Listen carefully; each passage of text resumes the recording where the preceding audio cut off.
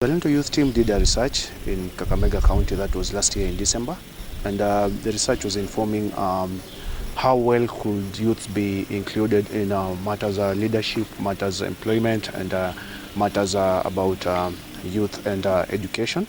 So we found out that a big percentage of youth still lack a transition between the primary education to secondary education. And also we found out that the percentage of unemployment is still an issue in Kakamega County, and which needs to be addressed as a key concern to the current regime of devolution, of the third generation devolution. And we had one recommendation that we were working on, and this is the youth policy. The youth policy currently, we can say we tried really hard to engage the different departments that work with the youth at the county level, and we can say that we are at a point where we are at a stuck, and we needed really some inclusion or some allocation of budget from the county government in order for us to finish up the process. The problem we want to tackle is unemployment of youth in Kenya.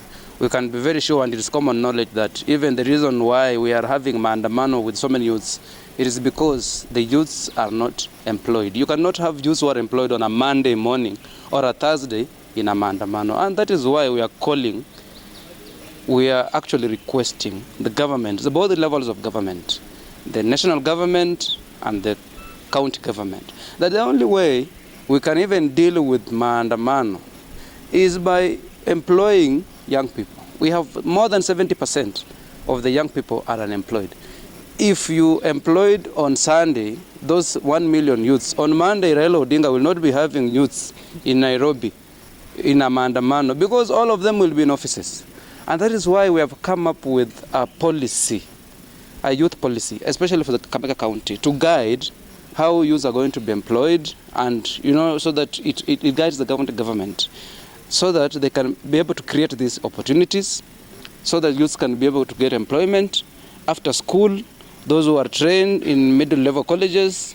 That is why we have a policy that we can give you, we can go through. But the reason why we're here today is to woo the county government to adopt this policy. We are also wooing all those leaders who can support us, so that they can help us to ensure that this policy is taken into consideration. And we are also wooing the county assembly of Kakamega County to take up this policy, so that this policy, when it is made into a bill, and then it comes an act of the county assembly, it can be able to help to bridge the gaps where we have seen young people not getting employment, especially in Kakamega County. We did a public participation to the youth policy, and this was a key measure to ensure that all the youth voices have been taken into place. And then we worked closely. We had some technical validation meetings with various stakeholders, with the technical committee team of the county, including the judiciary and the Department of Youth, and a representative from the CCM. And they advised as well on how to go through it. Kakamega County encompasses of 12 sub-counties, and it was really huge, but we tried to bring in youths from the 12 sub-counties, and we really want to ask other stakeholders who can help us to accomplish our mission, because we have remained with 3 key stages to bring that policy to completion.